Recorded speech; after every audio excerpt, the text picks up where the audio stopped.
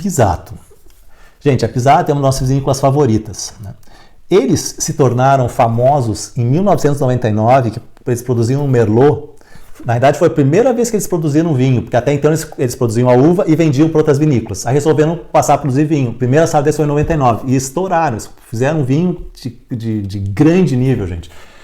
Na realidade, foi bebendo esse vinho, lá naquela época, que eu cheguei à conclusão que dava para fazer, sim, grandes vinhos na Serra Gaúcha. Aí passei a me encantar e desde lá eu gosto muito acompanho muito, né, os vinhos brasileiros, né?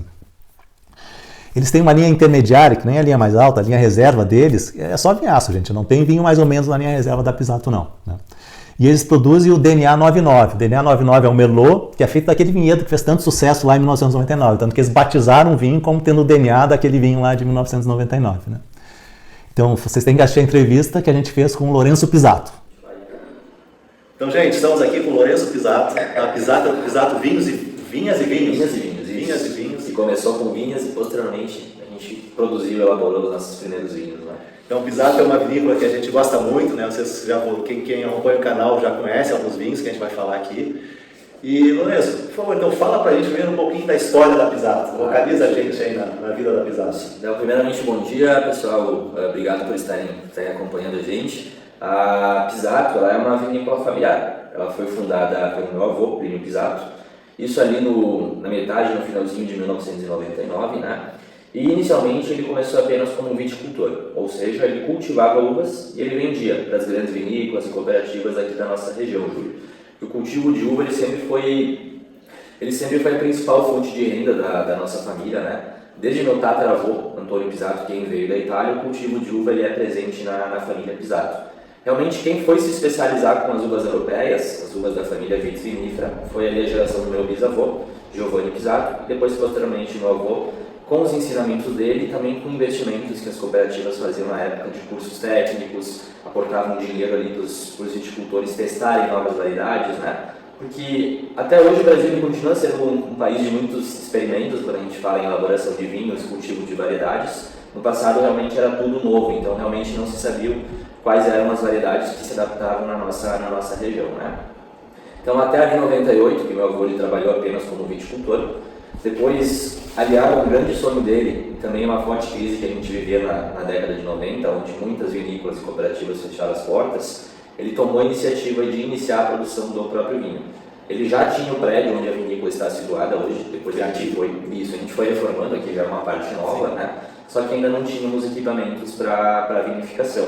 Então ele juntou as economias, comprou esses equipamentos em 99, a safra de 99, que a gente elaborou o nosso primeiro vinho, né? O responsável foi o filho mais novo, que era o Ivo, né? O Ivo hoje ele já é falecido, mas toda a família, ela apoiou ali o negócio, né? Apoiou a vinícola para a gente estar iniciando a nossa primeira vinificação. Então, como eu estava te mostrando antes, Júlio, aqui nós temos o Ivo, ele era o filho mais novo, ele foi o primeiro enólogo a formar na família, né? Só que o Ivo ele já é falecido, ele infelizmente nos deixou ali no finalzinho de 2007. Então aquela safra de 99 lá que foi histórica, né, para vocês especialmente, né? Ele foi o principal responsável. Claro, o Flávio também estava presente, o meu avô, né, mas o Ivo foi realmente quem se aproximou mais da enologia no início da empresa, né? Aqui ao centro dessa foto, pessoal, nós temos meus avós, Plínio Pisato e Dima Pisato. Ao lado a Flávia, ela é minha mãe, ela é a diretora administrativa da empresa, né? Ao lado dela, o Flávio, hoje ele é o enólogo-chefe. E a Jane, ela é a diretora comercial, né? Então a Jane que está à frente hoje de toda a parte do mercado, equipe comercial que a gente vai ter, né? Então nós iniciamos com a variedade Merlot. Nós lançamos 15 mil garrafas de um vinho da variedade Merlot, né? E tivemos uma grata surpresa, que logo no primeiro ano, esse vinho ele acabou sendo eleito o melhor vinho na categoria geral do primeiro Guia Brasileiro de Vinho. Isso foi ali na metade para o final dos anos 2000 e aconteceu em Belo Horizonte. E foi devido a essa premiação que a vinícola ficou reconhecida, um apelido que até hoje a gente sustenta, como a Casa dos Merlots, né? Que é a nossa Na realidade, eu conheci exatamente por isso. Ele deu esse destaque nesse guia, eu quis vir aqui visitar. Sim, exatamente. Aí eu vim visitar aqui, eu conheci seu avô, eu conheci a Jane. Sim, que legal. Então tu pegou todo... Não sei se foi em 2000, 2001, mas você foi onde estava vendendo esse Pisato Merlot. É uma coisa até engraçada, porque na época a gente via uma influência muito forte das Cabernets, da Sauvignon e da Franc, principalmente aqui na nossa região, né? Então meu avô ele foi aquela teimosia ali do italiano, ele falou que ele só ia fazer vinho se fosse com a melhor uva dele, que por acaso eram justamente os vinhedos ali da variedade de Merlot, né? Ele lançou o vinho, primeira produção a gente não espera muita coisa e acabou que teve essa premiação, então logo cedo a vinícola ela ficou conhecida na região, principalmente na região sudeste do Brasil, né? Ali São Paulo, Rio, Minas, como até hoje eles costumam ser os principais estados consumidores. Uma vez eu encontrei a Jane na Best de São Paulo, na Best convidou ela para mostrar o Pisato. E a Merlot até hoje ela segue sendo a nossa principal identidade, né? Começou com o Merlot Reserva, da safra de 1999, e depois que nasceu o DNA 99, que hoje ele é o nosso Merlot ícone, ele é um Merlot que a gente só elabora nos melhores anos aqui do Vale dos Vinhedos, nas melhores colheitas, né? Geralmente os anos onde a gente tem as estações mais bem definidas, verões secos, e a gente consegue um grau de maturação maior, né? Quase uma sobrematuração nas vinhas, para trazer um Merlot mais concentrado. O vinhedo dele hoje, o DNA, é o mesmo vinhedo daquele Merlot? Isso, a gente busca utilizar as mesmas parcelas, né? Porque ele é um single vineyard, então são vinhedos hoje que vão ter quase 40 anos ali de existência. O vinhedo dele já tem 40 anos e está produzindo ainda? Está produzindo. Por isso que ele é bom. São parcelas mais velhas, realmente, de vinhas que a gente tem para a produção do DNA, né? Aliado a diversos outros diferenciais, barris, questão de quantidade por planta, né? E outros inúmeros fatores que fazem dele seu vinho ícone. Onde fica esse vinho? Aí é segredo de estado, né? Fica aqui dentro de Santa Lúcia, né? Santa Lúcia, é perto aqui da... Isso, exatamente. A gente tem 30 hectares aqui dentro do Vale dos Vinhedos, né? E estão todos situados aqui nessa comunidade, onde a vinícola se localiza, chama Santa Lúcia. É uma comunidade que pertence ao Vale dos Vinhedos, né? Então eles estão, de certa forma, eles estão próximos da vinícola. A gente só não revela a localização. Quem quiser, tem uma negociação que a gente fez às cegas do DNA 99, foi o ano, ele era da safra 2015, foi há pouco que a gente fez, tem esse vídeo gravado aí com um super toscano. E todo mundo achou que e todo mundo errou, todo mundo achou que um vinho era muito melhor que o outro, todo mundo achou que era o super toscano que era muito melhor, que era o Pisato DNA. É o preconceito contra brasileiro de alguns, sim, né? Eu de certa forma, eu sou suspeito para falar de Pisato, até de vinho brasileiro, né? Porque eu tô no mundo do vinho há 5 anos, é pouco tempo ainda, né? Mas eu percebi, desde que eu iniciei, percebo a grande evolução que o vinho brasileiro está tendo, né? A gente tem vinhos aqui que conseguem brigar com ícones do mundo, né? Questão de qualidade, e por um preço que às vezes o pessoal comenta, vinho brasileiro é caro, né? Mas isso é uma questão, na minha opinião, de perspectiva, porque às vezes é caro porque é no Brasil, muitas vezes as pessoas falam, né? E as pessoas elas tendem a supervalorizar coisas que vêm de fora do nosso país, né? Mas, por exemplo, vamos falar o vinho na casa ali dos R$300, tu já compra muitas vezes um ícone produzido no Brasil. Quando a gente está falando em ícones da Europa, a gente já parte ali para os 4 dígitos, né, Júlio? Então tem coisas realmente muito boas que as pessoas às vezes deixam de provar justamente por esse pré-conceito que é formado. Teve outra reputação que o meu sócio no canal, o Luiz Caneiro, que participou, aliás, ele que montou, que era o Pisato original, lá, o Merlot 1999. 99 mesmo. E tinham vários vinhos, tinha o Laparita, que é o Merlot lá da Toscana, que é famoso, super vinho, né? E diz que o 99 foi muito bem lá, teve muita gente indecisa com essa qual. Legal. A gente fica contente, né?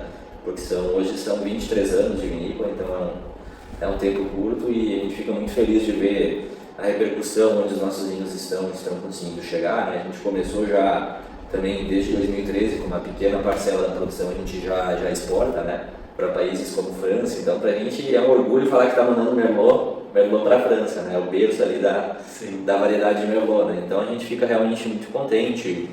O DNA teve destaques internacionais, né? Já na Decanter, James Robinson, teve uma edição da Decanter que foi Steven Spurrier, que acabou avaliando, né? E foi o primeiro vinho do Brasil a atingir os 95 pontos na Decanter, foi o DNA 99 da 2012. Ele acabou se destacando, né? Então hoje, entre inúmeros outros vinhos, ele também já é uma grande referência aqui no país e na vinícola, né? E aí hoje, Júlia, a vinícola já partiu para 3 linhas na verdade, né? A gente tem a Fausto, não sei se já chegou a experimentar, né? Ela é uma proposta de vinhos mais jovens, vinhos com menor amadurecimento em barricas, e a gente trabalha sempre com uvas de um município chamado Dois Lajados. É um município que vai ficar em torno de 40 quilômetros aqui de Bento Gonçalves, mas ainda faz parte da Serra Gaúcha. Então é uma geografia muito próxima com o que a gente tem. A altitude lá é parecida? Parecida, em torno dos 400 e pouquinhos. Né? Aqui a gente está nessa altitude? A gente está aqui em alguns locais a gente passa um pouquinho dos 500. Como a gente está numa serra, num local de bastante relevo, a gente tem uma certa variação. E o solo também é muito parecido, basalto, argila, que a gente tem lá um pouquinho mais de cascalho, né? Mas é pouca diferença em relação aqui ao Vale dos Vinhedos. Mas lá tem mais drenagem, então, que aqui não? Lá nesse milhão é um pouquinho mais drenado do que aqui no Vale dos Vinhedos. Né? Então, algumas variedades a gente vê resultados excelentes lá, mas no geral a gente vê a característica das uvas, elas são bem próximas. O que mais diferencia mesmo é o estilo de vinificação dos vinhos. Né? A Fausta a gente já elabora pensando no vinho de menor estação, no vinho de menor amadurecimento em barris, trabalha com barris mais usados, né? Justamente para preservar mais as características do varietal, né? Manter mais o frescor e trazer um vinho ali competitivo no mercado, né? falando nesse lado comercial. Enquanto a linha Pisato ela já parte de uma pegada mais clássica, né? Extração maior, barris apenas de primeiro e segundo uso. No caso do DNA, apenas primeiro uso, né? Então é principalmente a forma de elaboração dos vinhos que a gente vai ver, né? E também na linha Pisato a gente já conta com os vinhos que levam um selo ali de denominação de origem do Vale dos Vinhedos, algo que lá em Doutor Fausto a gente não existe. Está fora do Vale. Ele está fora do Vale dos Vinhedos, ele entra ali como Serra Gaúcha, né? E as barricas que vocês usam são todas de aquelas 225 litros? Hoje Cedas, como que é? dá para falar que quase 95% dos barris que a gente tem são 223 litros. A gente está sim fazendo alguns testes aí com barris de outros tamanhos, barris maiores, né, de 500 litros, mas o padrão realmente é o que a gente mantém, né, 223 litros, carvalho francês, e para a variedade Cabernet a gente vai trabalhar daí sim com carvalho americano, né, mas isso por gosto. Cabernet aqui do Vale dos Vinhedos? Cabernet do Vale dos Vinhedos e também ali de Doutor Fausto. E na linha Pisato, o Cabernet a gente lançou o Cherokee, né, ele é uma reestilização do nosso antigo Cabernet Reserva, que era só Vale dos Vinhedos. Que aí no Cherokee a gente traz uvas de outras localizações do Rio Grande do Sul. Então os Cabernet, tudo isso, ele é um Cabernet que vai ter praticamente isso, 100% Cabernet Sauvignon, que vai ter ali de 3 a 4 localidades de linhas dentro do mesmo vinho, né? Então tem uvas do Vale, tem uvas de Doutor Fausto, tem uvas da Campanha Gaúcha e da Serra do Sudeste, que são outras duas indicações de procedência aqui do nosso estado, né? Regiões... Esse é um lançamento? Ele lançou em 2021. Então já tem um tempinho de mercado, mas ele é assim, seremos os vinhos mais recentes ali da... O que está vendendo agora 21 e 22? Ele a gente está no 2020, do Cabernet. Ele lançou o vinho em 2021, né? Na colheita em 2017. Isso. Agora a gente está na 2020. Ele chegou no mercado com essa reestruturação em 2021, mas a safra era uma safra anterior. Né? Vou dar um pouquinho do DNA. A evolução do DNA, assim, ele se mantém, tipo, a quantidade de madeira que usa, madeira de primeiro e segundo uso, a época da colheita, ao longo do tempo, isso mudou alguma coisa? Né? Ele vai se mantendo de certa forma um estilo padrão, né? É sempre só barril novo, ele não tem segundo uso, ele só usa barris de primeiro uso, né? A colheita, naturalmente, ela já é um pouquinho mais tardia, justamente por a gente trabalhar num estilo de maior extração, né? Então a gente tenta manter um padrão. Como ele é um vinho bem, a gente pode falar um vinho sazonal, que a gente só elabora realmente nos melhores anos, essas colheitas históricas, tanto que em 23 anos ele foi feito só 8 vezes, a gente sempre tenta manter o perfil dele o mais próximo possível ali de cada colheita e que o consumidor conhece ali como o DNA 99. Um merlot bastante sedutor, de bastante corpo, persistência. A gente teve uma sequência de anos mais secos agora. Teve uma sequência e aí teve 18, né? Teve 20. Teve 18, teve 20. O que vai ter depois? Essa é uma informação que eu ainda realmente não posso falar, até para não estar na parte da enologia, não tenho certeza, né? Porque além de... porque tanto 21, 22, 23 foram safras bem mais cedas, possibilitam, não sei se todo mundo vai fazer, mas possibilitam fazer isso, com certeza. A gente está analisando, né? Acredito que realmente tem grandes chances da gente ter ali 3 a 4 anos consecutivos de DNA 99, né? Mas ainda é algo que dá cedo para a gente dizer e vamos deixar ali o consumidor com essa decisão comercial também. Com essa curiosidade ainda. Mas esse 2020 a gente recém lançou, foi algo agora em torno de meados de dezembro que a gente lançou ele, né? E 2020 foi a primeira dessas grandes colheitas, né? Então é um vinho ali que tá muito cobiçado, né? Não só ele, mas de modo geral, até para outros produtores do Vale dos Vinhedos, a colheita 2020, ela trouxe essa empolgação dos consumidores do mercado para adquirir e poder guardar esses vinhos, né? Porque são vinhos que vão ter um potencial de amadurecimento bem interessante em garrafa. Tem outro vinho que eu queria destacar um pouco aqui, que é um vinho que inclusive está a nossa recomendação de 10 melhores vinhos tintos até R$100, né?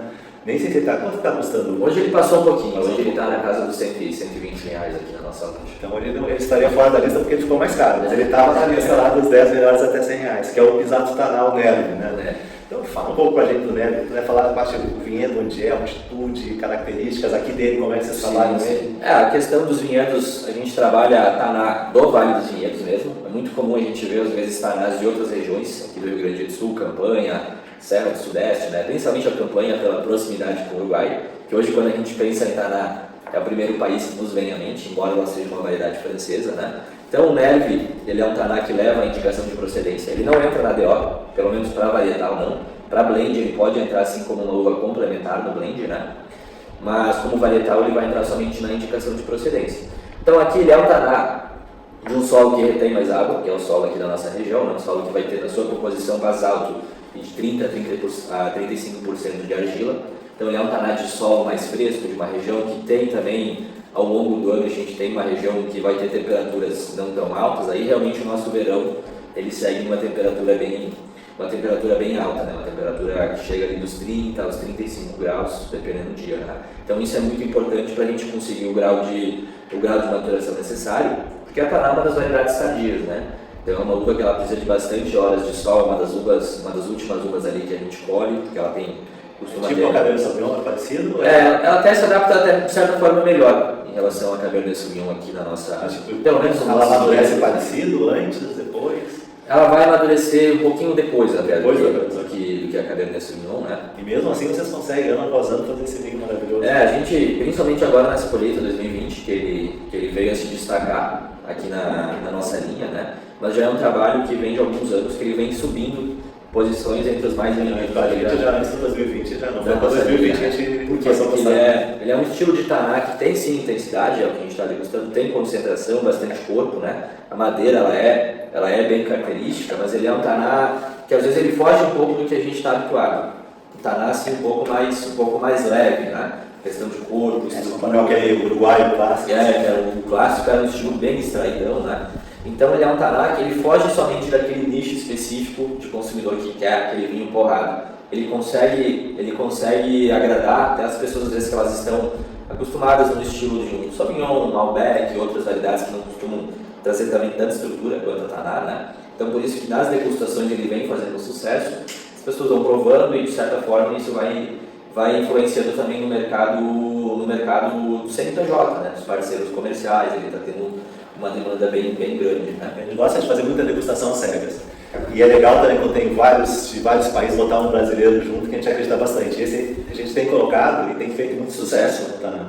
Ele está bem amoroso mesmo esse 2020, né? A questão de acidez, álcool, taninos, corpo. Ele está numa integração bem legal em garrafa. E é um vinho que eu confesso que eu sou bem ansioso para ver aqui os próximos anos dele, como vão ser na garrafa. Acho que é um vinho que ele vai crescer e vai continuar amadurecendo bastante, né? Isso aqui, como eu falei, não 2020, então ainda a gente analisando o estilo do vinho, a gente pode definir que ele é um vinho que é uma criança ainda, um vinho que tem uma longa vida pela frente, e é um vinho que nas nossas carnes ele já tem um amadurecimento, né? Fora dos barris, ele fica 12 meses, primeiro e segundo uso, depois ele costuma ficar seu meio ano ali na garrafa. Eu lembro dele fazer sucesso, eu acho que era desde 2012. Desde 2012. Aí ele mudou bastante o estilo, que os primeiros Tanás ali, até a gente mudar realmente o estilo do rótulo, eles eram Tanás mais rústicos, mais extraídos, era mais realmente o que a gente conhece da Taná, aquela variedade selvagem, né, que traz esse vinho bem potente, esse vinho com taninos mais altos. Foi mudando um pouco de estilo. Ele mudou um pouco de estilo, mas também pela essa questão da mudança do clima, né, que afetou bastante o resultado dos vinhos, né, os vinhos com taninos mais macios, o perfil de aromas da fruta mais maduros, né, então realmente ele foi se alterando conforme a mudança climática também aconteceu. E claro, questão de estilo, porque afinal uma vinícola ela não produz vinho para agradar os proprietários, para agradar o dono. Ela tem que produzir vinho visando o mercado. É sempre importante manter a sua personalidade, né? Mas o mercado é quem manda no fim das contas, né? E que são assim de tendência de mercado de vinho para vocês? Assim, então vocês estão investindo mais em alguma coisa, tem alguma coisa nova? Fala um pouquinho assim, falando para frente. A gente teve algumas novidades ao longo dos anos, né? A gente introduziu a linha Alumê também agora, que é uma linha que a gente busca mesclar terroirs do Rio Grande do Sul, né? Uma linha que em valor comercial ela está entre a Fausto e a Pisato. Tempo de amadurecimento Seria um tempo moderado, um tempo mediano, né? A gente tem por enquanto um Pinot Noir, que a gente lançou nela, e temos um Chardonnay com passagem por barris ali de um uso maior, para trazer um estilo diferente do Leno, que é o nosso Chardonnay Gran Reserva, né? Mas essa questão de tendências, de estilos do mercado, a gente vê que o consumidor está buscando vinhos com bastante fruta, mas não tão aquele perfil de fruta fresca, um perfil de fruta mais maduro, de frutas mais suculentas. A madeira, ela continua sim numa tendência, mas ela está mais do que nunca, o consumidor pede essa madeira integrada, ele não quer aquele vinho onde a madeira está no primeiro plano, realmente o primeiro plano é a fruta, e a madeira ali no equilíbrio com o restante do vinho, né? E em boca, vinhos carnudos, vinhos de corpo, mas vinhos sedosos, vinhos elegantes, né? Que vão visar bastante equilíbrio, né? Eu acho que isso vai ter uma tendência mundial, né? Vinhos com menos álcool, também, um pouco menos extraídos. Isso. Agora aqui foi quase ao contrário disso, né? No sul, né? Porque antes eu acho que escolhia muito cedo a uva, o pessoal em geral começou a colher mais tarde e conseguiu enriquecer mais os vinhos. Os vinhos, quando tu colhia a uva mais cedo, muitas vezes tu tinha vinhos mais duros, vinhos onde os taninos não eram tão polimerizados, ele era realmente um estilo de vinho até mais agressivo. Com essa colheita um pouquinho mais tardia, né, que a gente consegue trazer já esse resultado de vinhos que mesmo novos, eles já são elegantes em boca, eles são vinhos onde os taninos estão bem resolvidos, os aromas são aromas de frutas já maduras, ele não entra com aquela nota, aquele perfil vegetal, aquele perfil herbáceo, muitas vezes que em excesso ele pode indicar algum probleminha ali no vinhedo, né? Então a gente realmente vê um resultado bem interessante que as colheitas atuais elas vêm nos proporcionando. E fala um pouquinho dos espumantes de vocês também. Você vai ter fase do Vertigo e do Natura de vocês. Qual a diferença entre eles? Além tem o Sully, mas não só o Sully, que mais tem diferença? Então assim, os espumantes a gente, até hoje a nossa maior referência realmente está nos vinhos tintos principalmente, né? Mas foi ali em 2008 que a gente começou a elaboração dos espumantes. Foi a primeira, 7 ou 8, agora não me lembro, foi a primeira colheita que a gente lançou no mercado, né? E desde o início a gente só trabalhou com o método tradicional. O Nature e o Vertigo, eles são espumantes onde geralmente a gente trabalha com o mesmo vinho base. Os dois têm o mesmo vinho base. Isso, para ambos. Porque como que o Vertigo nasceu? O Vertigo ele é um Sully, só que ele nasceu do Nature. Porque lá na época de Expo Vines, que acontecia em São Paulo, teve uma das feiras que a Jane ela teve a ideia de levar vinhos que ainda não estavam finalizados para a feira. Então isso levou um Chardonnay que estava em batonagem, levou um espumante que ainda estava em contato com as lias, né? Foi o caso ali depois do nascimento do Vertigo, né? E foi servindo para os apreciadores, os enófilos, jornalistas, pessoas ali da área do vinho, né? E teve uma apreciação bem legal. Isso que possibilitou o nascimento do Vertigo, né? Que depois ali dessa feira a família se reuniu e eles discutindo, debatendo, eles resolveram lançar um espumante turbo no mercado, um espumante que não tivesse degorgement, né? Então ali que nasceu o primeiro Sully do Brasil, né? Ele foi levou para mostrar como é que era, fez tanto sucesso que vocês resolveram. Foi o Vertigo, a gente lançou ele em 2013, então na época não existia nenhum. Até a gente foi o primeiro Sully? Foi o primeiro Sully brasileiro, depois surgiram os outros, né? Então de certa forma ele trouxe uma tendência e desde cedo ele começou com destaques ali no Descorteados, na revista Degger, entre outros concursos, outras premiações. Bacana, então vocês criaram uma tendência mesmo, porque o Sully hoje em dia é super valorizado. Sully e Natura, as duas coisas muito valorizadas. Exatamente. Porque o Sully costuma ser Natura, né? E o nome Vertigo, né, é uma referência ao filme do Hitchcock, do corpo que cai, né? Que isso seria uma referência à levedura. Por quê? Porque é o corpo que cai, o corpo que vai se decantando no fundo da garrafa, né? Então, os espumantes Sully são espumantes bem interessantes, visando até a questão de maturação, né? Porque mesmo a levedura trazendo a complexidade, ela ajuda também a manter a vivacidade do espumante, ou seja, a acidez e também a fruta, esse perfil que vai trazer frescor, né? Aí, para todos os espumantes hoje aqui que a gente tem tanto na Fausto quanto na Pisato, a gente trabalha só com Chardonnay e com Pinot Noir, né? Costuma nos rosés sempre uma proporção maior de Pinot, enquanto nos brancos a gente tem uma proporção ali de quase 90, dependendo dos espumantes, às vezes até um pouquinho mais. Esses que a gente falou, é quanto por cento de Chardonnay e Pinot Noir? Uma média de 90 Chardonnay e 10% ali de Pinot. Quase um Blanc de Blanc aí, né? E são espumantes sempre safrados, na linha Pisato, a gente só trabalha com espumantes safrados, né? E costumam ter tanto Nature quanto Vertigo, eles costumam ficar nas nossas caves em autores e em torno de 30 meses a 32 meses, dependendo do ano. Depois, ambos são espumantes que têm essa possibilidade de continuar amadurecendo em garrafa. Agora, vou fazer uma pergunta, seu gosto pessoal, quando vai ver um Sully, tu sacode ele antes ou tu deixa a borra lá? Eu gosto de dar uma leve inclinada, não assim muito mais uma inclinada sutil. Porque depois a gente consegue aproveitar até a última gota da garrafa, porque muitas vezes tu não agita, né? Essa levedura, essa borra ali, ela vai ficar toda no fundo da garrafa. Chega a final de garrafa e ela vem toda de uma vez, né? Então, até além dessa questão, para ter essa experiência completa, já desde sempre, porque as guias elas vão trazer presença, elas vão trazer corpo, né? Mas não tem certo e errado, né? É a questão de cada um, né? Bom, gente, agora a gente está provando aqui o DNA 2020. Saúde. Saúde, Lourenço. E ó, é o DNA assim, mais novo que eu já bebi. Então, com 3 anos de idade, eu sempre bebi mais evoluído que isso. Exatamente, porque ele é um vinho, pela caracterização dele, a gente costuma já indicar, a própria vinícola a gente já costuma indicar, guarda ao consumidor, né? A vinícola, claro, o ideal sempre brinco até com o cliente que vem até aqui, o ideal seria a gente já lançar ele com seus 12, 15 anos de idade, mas a gente tem boletos, você até seguro, tem contas para pagar, tem que pagar as barricas, tem que pagar tudo aí, né? Mas eu não sou ansioso, eu guardo em casa. Quem guarda eu sempre falo que é contemplado ali com um vinho que ele muda muito, ele muda realmente bastante por conta da evolução, né? Principalmente em âmbito da complexidade de aromas, né? Porque novo, o que a gente espera? Muita fruta vermelha, no estilo já de compota, geleia, um pouco do terroso, mas algo sutil, tem um leve mentolado, que muitas vezes está presente no Merlot aqui do Vários Vinhedos, e as notas bem características do barril novo, tostado, toquezinho ali de café, avelãs, amêndoas, ali esse toque até de um chocolate ao leite, né? E na evolução, que aí sim surge uma infinidade de famílias aromáticas, né? Aquela nota do suboá, né? Nota de bosque, folha seca, cedro, especiarias doces, o floral ele vai aparecer também, né? Até o 15 que a gente bebeu, ele estava negro, zero diálogo, assim, estava impressionante. Ele tem muita vivacidade, né, para amadurecer, por isso que eu sempre falo, é um vinho que ele consegue se manter bem e evoluindo em garrafa mínimo ali de duas décadas, né? Um vinho que com certeza ele vai seguir evoluindo. A gente também, nosso primeiro é 2005, então é um vinho que não tem ainda, vai fazer agora nos seus 20 anos, né?